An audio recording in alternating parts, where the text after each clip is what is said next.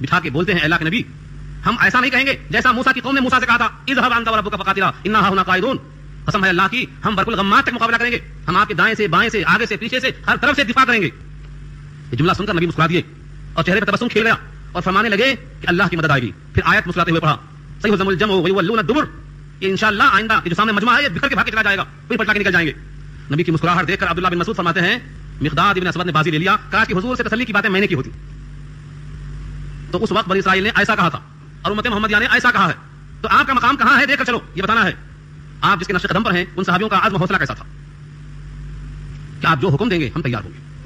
تو قوم کو اگر آگے بڑھنے کا حکم دیا جائے تو یہ نہ دیکھیں کہ ہم کہاں جا رہے ہیں, کدھر جا رہے ہیں, اتنا پختہ وعدہ ہونے کے باوجود لیکن قوم تس سے مس نہیں ہوتی ہے. کیا کہتی ہے انہا ہونا قائدون, ہم تو یہیں رہیں گے. اس جملے کو یاد رکھو. تیسری آیت میں اس جملے پر آپ محسوس کریں گے لذت اور فرحت کہ اللہ تعالیٰ جرم کے مطابق سزا دیا کرتے ہیں. جس قوم کے اندر جو جرم ہوتا اس کی سزا اس کے مناسب حال ہوتی ہے, یہ دیا اللہ نے. حضرت موسیٰ دعا کرتے ہیں قال ربی انی, کہا اے میرے پروردگار لا املک الا نفسی واخی, میں مالک نہیں ہوں مگر اپنی جان کا اور اپنے بھائی کا. پوری قوم میں سے یوشع ابن نون کا بھی نام نہیں لیا اور غالب ابن یوقنا کا بھی نام نہیں لیا. کیوں؟ اس واسطے نہیں لیا کہ پوری قوم سے یہ جملہ سن کر بہت مایوس تھے کہ جاؤ تم تمہارا رب لڑ لو. صرف اپنے بھائی ہارون کا نام لیا. کیوں؟ کیونکہ یہ بھی نبی بن چکے تھے. حضرت ہارون نبی بن چکے تھے اور یہ نبی بننے کی بھی الگ تفصیل سورہ قصص پارہ 20 میں انشاءاللہ آئے گی. جب ملک مدین سے لوٹے تھے سفرا کے ساتھ اور راستے میں عصائے موسوی کا معجزہ ظاہر کروایا اللہ نے اور کہا جاؤ میرا پیغام لے کر فرعون کے پاس. تو حضرت موسیٰ نے کہا کہ میرے نام وارنٹ جاری ہوا تھا, مجھے خطرہ ہے کہ قتل کر دیں گے مجھے, میں اپنی بات پیش نہ کر سکوں اور مجھے پہلے ہی قتل کر دیں, مجھے اس کا اندیشہ ہے. قال رب انی قتلت منهم نفسا فاخاف ان يقتلون واخي هارون هو افصح مني لسانا, یہ میرا بھائی ہارون زبان کے لحاظ سے بڑا فصیح ہے, ان کو میرے ساتھ لگا دو تاکہ بات کھل کر پیش کر سکیں. افصح مني لسانا فارسله معي يردا يصدقني اني اخاف ان يكذبون. قال سنشد عضدك باخيك, اللہ فرماتے ہیں قریب ہم تمہارا دست و بازو مضبوط کیے دیتے ہیں, تمہارے بھائی کو ساتھ لگا دیتے ہیں تاکہ بات کھل کر پیش کر سکیں اور تم دونوں پر کوئی غالب نہیں آ سکتا. یہاں سے لکھا ہے علماء نے کہ حق بات کو پیش کرنے کے لیے فصاحت و بلاغت اور چرب زبانی اور فن خطابت پسندیدہ اور مقبول ہے. حضرت موسیٰ نبی ہے, پورے دلائل موجود ہیں, لیکن بات کو فصاحت سے پیش کرنے کے لیے ہارون کی مدد مانگا اور اللہ نے منظور کر لیا. یہ علامت ہے کہ سچ کو بھی ڈھنگ سے پیش کیا کرو. فصاحت و بلاغت ضروری ہے. کوئی کہے ہم تو حق بات کہیں گے, کیسے بھی کہیں نہیں چلتی ہے. صحیح بات کو ڈھنگ سے پیش کرنے کا حکم دیا گیا ہے, مطمئن کرنا اللہ نے بتا دیا نبی. تو یہ دونوں یہاں پر موجود ہیں. حضرت موسیٰ کہتے ہیں صرف میں اپنی جان پر ملکیت رکھتا ہوں اور میرے بھائی پر بس. قال رب انی لا املک الا نفسی واخی, کہا ہے میرے رب میں مالک نہیں ہوں مگر اپنی جان کا اور اپنے بھائی کی جان کا. ففرق, بس فرق کر دیجئے بیننا و بین القوم الفاسقین, ہمارے درمیان اور فاسق اور نافرمان قوم کے درمیان آپ فرق کر دیجئے. یعنی ہم نے جو اطاعت کی ہے ہمیں صلا دیجئے اور جو نافرمانی کی ہے ہم کو صلا دیجئے. یہ خیال نہیں تھا کہ گیہوں کے ساتھ گھن بھی پس جاتا ہے جو مثلا مشہور ہے, یہ خیال نہیں تھا. یہ خیال تھا کہ ہمیں اپنے وفاداری کی کچھ اچھے کام کرنے کی طرف کچھ صلا مل جائے گا اور انہوں نے نافرمانی کی ہے, غداری کی ہے, کچھ سزا مل جائے گی. دعا کیا اللہ سے ففرق بیننا و بین القوم الفاسقین. اللہ نے فرمایا ٹھیک ہے, جیسا انہوں نے کہا ہے کہ ہم یہیں بیٹھے ہیں تم جا کے لڑ لو, اب ہم ان کو بٹھا دیتے ہیں وہیں بیٹھو, وہیں جہاں تھے جس میدان میں کہا یہیں بیٹھو. اب کتنے سال بیٹھو؟ 40 سال تک. آگے جانا چاہیں قوم عمالقہ سے لڑنے کے لیے تو نہیں جا سکتے اور اپنے گھروں کو واپس جانا چاہیں ملک مصر تو نہیں جا سکتے. آج جا کر دیکھ لو کتنا فاصلہ ہے ملک مصر سے ملک شام کے درمیان, کتنا فاصلہ ہے. 40 سال پڑے رہو. تم نے کہا تھا نا کہ تم جا کے لڑ لو, ہم یہیں رہتے رہو یہیں. اس پر لکھا ہے علماء تفسیر میں کہ جس قوم کا جیسا جرم ہوتا ہے, جیسا ان کا عقیدہ اور فکر ہوتی ہے, سزا بھی ایسی ہوتی ہے. کیا کہا تھا انا ہا ہونا قاعدون, ہم یہاں بیٹھے ہیں. کام کی جگہ پر بیٹھنے کی بات کی تھی تو اب بیٹھو, بیٹھ دے دیا اللہ نے. لکھا ہے کل 9 فسخ اور جوڑنے کے بعد حساب لگایا ہے 90 میل. 90 میل اور 27 میل یہ مربع بنتا ہے. 40 سال تک 6 علاقہ مجمع اسی کے اندر پڑا ہوا ہے. دن بھر چلتا ہے, دن بھر چلتا ہے. شام ہوتی ہے تو وہی موجود, نہ آگے جا سکتا نہ پیچھے جا سکتا, وہی ہے. دن بھر چلنے کے باوجود اس سے بڑی سزا کیا ہو سکتی تھی آنکھ کھولنے کے لیے. دن بھر چلتے چلتے چلتے چلتے شام ہوتی, سمجھتے صبح پہنچ جائیں گے. اللہ نے ایسی سزا کس کو دیا ہے؟ یاجوج اور ماجوج کو دیا ہے. یاجوج اور ماجوج کو دیواروں میں بند کر دیا. یہ بات انشاءاللہ آپ سورہ کہف میں پڑھیں گے. یہ قوم کب تک رہی وہاں؟ 40 سال. اس جملے کو سوچو, بار بار سوچو. حضرت موسیٰ کی یہ بددعا اللہ نے من وعن قبول کر لیا. قال فإنها محرمة عليهم 40 سنة. یہ حکایت نہیں ہے, کہیں گے حدیث ضعیف ہوگی. ہاں 40 40 اور سنتن سال, 40 سنتن 40 سال. محرمۃ حرام کر دی گئی ہے. کیا؟ فإنها بے شک وہی ارض مقدسہ. اب آپ اگر عام دماغ سے سوچیں گے تو اشکال پیدا ہوگا کہ وہاں کہا تھا حضرت موسیٰ کی زبان سے كتب اللہ لكم, اس شہر کی فتح تمہارے لیے اللہ نے لکھ دیا ہے. جیسے تم دروازے میں داخل ہوگے فتح یاب ہو جاؤ گے, تو دروازے میں داخل ہوتے ہی فتح یاب ہونا لکھ دیا گیا ہے. اور ادھر اللہ فرماتے ہیں کہ وہ بیت مقدس اور وہ ارض مقدس اب ان پر 40 سال کے لیے حرام ہو گیا.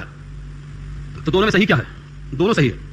دونوں کے دو احوال ہیں. 40 سال تک ان کے اس جملے کی پیناج میں انا ہونا قائدون اذهب انت وربك فقاتلا کہنے کی جرم میں 40 سال تک حرام کر دیا گیا ہے. اور وہ جو اللہ کا وعدہ تھا كتب اللہ لكم, وہ 40 سال کے بعد پورا ہوگا. کبھی کبھی وعدہ الہی 40 سال میں پورا ہوتا ہے. ہم رات میں دعا کرتے ہیں, سوچتے ہیں صبح ہو جانا چاہیے. اسی 2 مثال دیتا ہوں میں آپ کو یاد رکھنے کے لیے. ایک تو گزشتہ 10 میں بات آئی تھی صلح حدیبیہ کے موقع پر کہ حضور صلی اللہ علیہ وسلم نے خواب دیکھا کہ 1400 صحابہ ہمارے ساتھ خانہ کعبہ کا طواف کر رہے ہیں، احرام باندھ کر چلے، مقام حدیبیہ پر آئے، روک دیے گئے، صلح ہو گئی، اگلے سال آؤ، 3 دن کے واسطے آؤ، ہتھیار کے بغیر آؤ، وغیرہ وغیرہ۔ حضرت عمر نے کہا کہ ہم حق پر نہیں ہیں، کیوں واپس جائیں؟ یہ مریں گے جہنم میں، ہم مریں گے جنت میں جائیں گے، کیا ایسا نہیں ہے؟ پھر ہم ڈرنے کی بات کیا، واپس کیوں جائیں ہم؟ اور کیا آپ نے یہ خواب نہیں دیکھا تھا کہ ہم طواف کر رہے ہیں، پھر واپس کیوں جائیں؟ آقا نے فرمایا کہ میں نے یہ دیکھا تھا، طواف کر رہے ہیں، ضرور کریں گے، اسی سال کریں گے، یہ ضروری نہیں ہے، چنانچہ اگلے سال طواف کیا گیا۔ تو خواب کی تعبیر 1 سال کے بعد حضرت یوسف نے کیا خواب دیکھا تھا؟ 11 ستارے سورج چاند مجھے سجدہ کرتے ہیں، یہ یوسف کی تعبیر کب پوری ہوئی؟ 40 سال کے بعد حضرت یوسف کو سجدہ کیا 11 بھائیوں نے ماں باپ کے ساتھ، کتنے سال کے بعد؟ اس خواب کو دیکھنے کے 40 سال کے بعد۔ تو ایسے ہی کتب اللہ لکم، اللہ نے تمہارے واسطے ارض مقدسہ کی فتح لکھ دیا ہے، ہو کر رہے گی، لیکن تمہاری اس بیچ کی نافرمانی کی سزا ملنا چاہیے۔ تم نے گستاخانہ کلمہ کہا ہے، انا ہونا قائلون، اگر رب کو ہی لڑنا ہوتا تو تم سے خطاب کیوں ہوتا؟ تمہاری نافرمانی، تمہارا یہ گستاخانہ جملہ اس بات کا تقاضا کرتا ہے، اس تقاضے کی وجہ سے 40 سال تک تم نہیں رہو اور تمہارے لیے وہ شہر حرام کر دیا گیا ہے۔ بھلا بتاؤ 40 سال تک کون رہے گا؟ لکھا ہے مفسرین نے اس 40 سال کے عرصے میں تقریباً لوگ مر چکے، ان کی نسلیں باقی رہ گئی، 1-2 بوڑھے بچے باقی سب چلے گئے، کیونکہ 40 سال کی مدت بہت ہوتی ہے۔ خود لکھا ہے کہ اسی مقام تیہ کے اندر، اس کا نام کیا تھا؟ مقام تیہ، اللہ ٹکا اسی مطابق قال فإنها محرمة عليهم 40 سنة يتيهون، حیران پھرتے رہیں گے، یتیہون، مقام تیہ اسی سے بنا ہے، یتیہون حیران پریشان، دن بھر چلتے چلتے شام پھر وہی، تو حیران سرگرداں متحیر ششدر، تو یتیہون اس کا نام مقام تیہ۔ مقام تیہ میں حضرت موسیٰ کی بھی وفات ہو گئی اور مقام تیہ میں حضرت ہارون کی بھی وفات ہو گئی۔ حضرت موسیٰ کی وفات کے 6 مہینے کے بعد، بعد لکھا 1 سال کے بعد ہارون علیہ السلام کا بھی انتقال ہو گیا۔ ان دونوں کے نائب بنائے گئے یوشع ابن نون، انہوں نے مقابلہ کیا، بیت المقدس فتح کیا انہوں نے، قصہ آگے آ رہا ہے، لیکن بتانا یہ ہے کہ 40 سال تک عرصہ ایسا گزرا کہ بہت سے لوگ وہاں انتقال کر گئے۔ یہی مقام ہے جس کا نام مقام تیہ کہلاتا ہے۔ اس میں ایک طرف اللہ کی قدرت، نہ کوئی ہتھکڑی ہے اور نہ کوئی پولیس ہے، اوپن جیل کا آغاز یہاں سے ہوا ہے۔ ہاں ہمارے لوگ سمجھتے ہیں کہ اوپن جیل ہم نے ایجاد کیا، یہ ہے اوپن جیل، کوئی پولیس نہیں، کوئی پہرا نہیں، کوئی دیوار نہیں، کوئی باؤنڈری وال نہیں، کچھ نہیں، اپنے گھر سے نکلے ہیں ملک مصر سے، اور ملک شام پہنچنے سے پہلے مقام پڑتا ہے مقام تیہ۔ اب نہ آگے جا سکتے نہ پیچھے جا سکتے، کیوں؟ ان کی زبان سے کلمہ بد نکلا، تم لڑو ہم یہاں بولتے اللہ نے کہا رہو یہاں، تب تک رہیں گے یہاں 40 سال تک رہو۔ تو گستاخی سوچ کر کیا کرو۔ بہت لوگ کیا بولتے ہیں، ہم نے خود سنا ہے کانوں سے، جب میراث تقسیم ہوتی ہے تو کہتے ہیں شریعت وریعت طاقت رکھو، پیسہ نکال کے یہاں رکھو۔ یہ جملے ایسے ہی جملے ہیں، اور ایسے جملوں کا وبال نقد پڑتا ہے اللہ کی طرف سے، تھپڑ جب آ جاتا ہے۔ تو اللہ نے ان کے درمیان 40 سال تک ایسا رکھا، لیکن اللہ رب ہے، اتنا جلال ہے کہ قوم فاسق ہے، لیکن یہی قوم کہتی ہے حضرت موسیٰ سے کی بھوک لگی ہے، تو اسی مقام میں اللہ نے کہا اچھا من اور سلوا کھا لو۔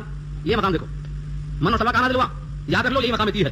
بھوک لگی ہے یا اللہ بھوک لگی ہے، گھر تو ادھر ہے، اچھا ٹھیک ہے ہم رزاق ہیں، کھانا بند نہیں کرتے، چلو من اور سلوا، بٹیریں آ کے بیٹھتی ہیں کندھے پہ، نکالو اور کھاؤ، درختوں پہ میٹھا ہے اٹھا کے حلوا کھاؤ، تو میٹھا بھی اور نمکین بھی، گوشت بھی حلوے کے ساتھ، اور پیاس لگی ہے، معلوم ہوا مخصوص پتھر تھا حضرت موسیٰ کے پاس، اپنی لاٹھی اپنا پتھر ٹکرایا تو 12 کش میں پانی پی لو اسی میدان کے اندر۔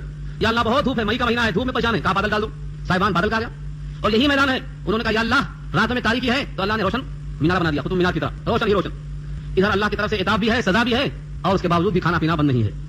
یہیں سے ہمارے بزرگ لکھتے ہیں سورہ یونس کی تفسیر کرتے ہوئے، اللہ تعالیٰ اپنوں کو دال روٹی پہ راضی کر لیتا اور غیروں کو مرغن کھلاتا۔ دیکھو ان پر غصہ ہے، لیکن من اور سلوا کھلا رہا ہے۔ خود آگے فرماتے ہیں یہ قوم پوری فاسق ہے، نافرمان ہے، باغی ہے، نبی کی بغاوت کر چکی ہے، لیکن من اور سلوا کھلا رہے ہیں، اور اپنے نبی کا حال یہ ہے، خود حضرت موسیٰ کھا رہے ہیں۔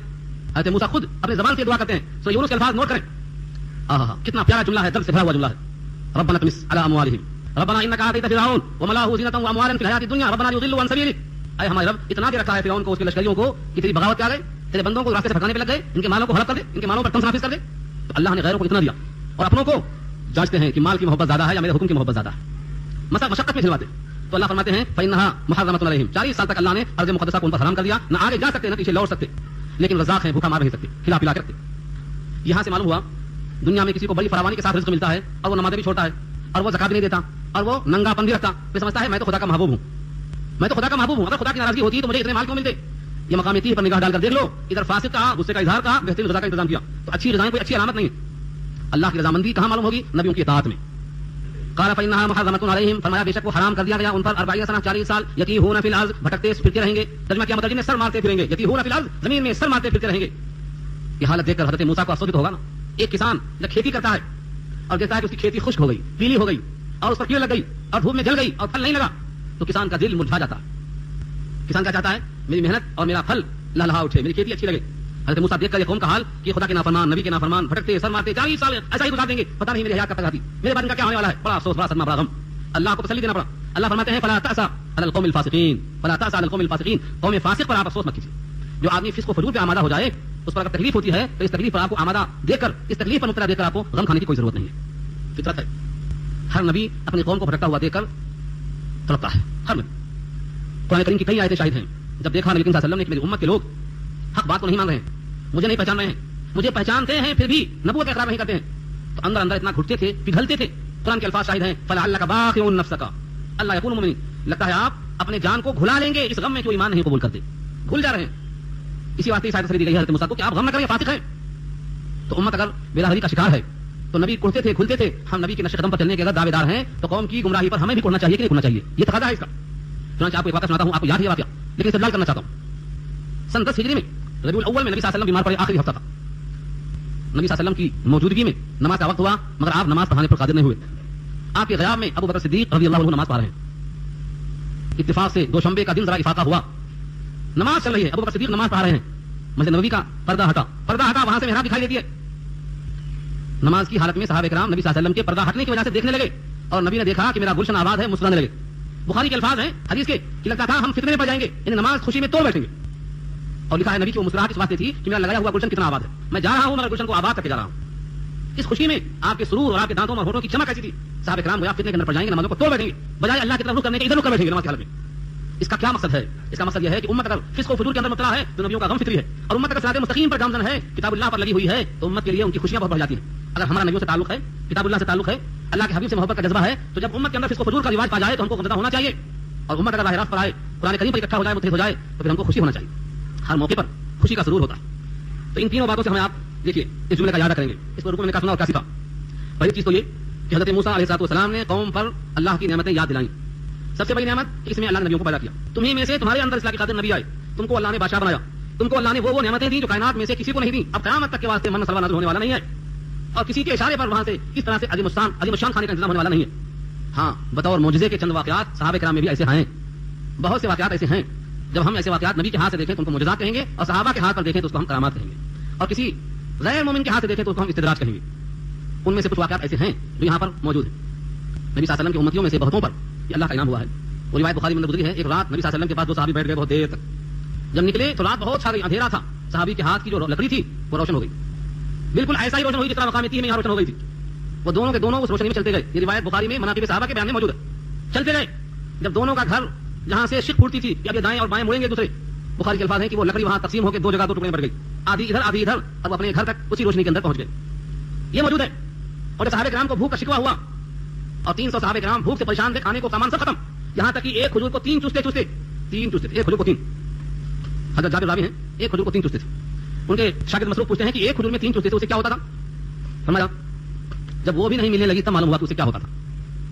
تو اللہ نے اتنی شدت کے بعد کیا کیا, حکم دیا سمندر کو کہ ایک مچھلی باہر پھینک دے. ایک مچھلی باہر آئی, 300 صحابہ اسے مسلسل کھاتے رہے 18 دنوں تک. اس کے بعد اس کی ہڈی کو بطور کمان کے بنایا, تو ایک سوار اونٹ پر بیٹھ کر اس کے نیچے سے گزر جائے تو ٹچ نہیں ہوتی, اتنی اونچی کمان بنی اس لکڑی. اس کے ذریعے سے صحابہ فرماتے ہیں کہ ہم چکنے ہو گئے, تندرست ہو گئے, ہمارے اندر جو خشکی آ گئی تھی موسم کی بنا پر, اس کے تیل سے ہم نے تیل کی مالش کر لیا. تو صحابہ کرام کے واسطے بھی ایسا انتظام ہوا, یہ مسئلہ نہیں ہوا ہے. حضرت سعد بن ابی وقاص کے زمانے میں دریا میں صحابہ کرام نے گھوڑے کو ڈال دیا. یہ سب ہمارے صحابہ کرام نے کیا ہے, لیکن ہم سب یہ سن کر سمجھتے ہیں یہ سب کیسے ہو سکتا ہے.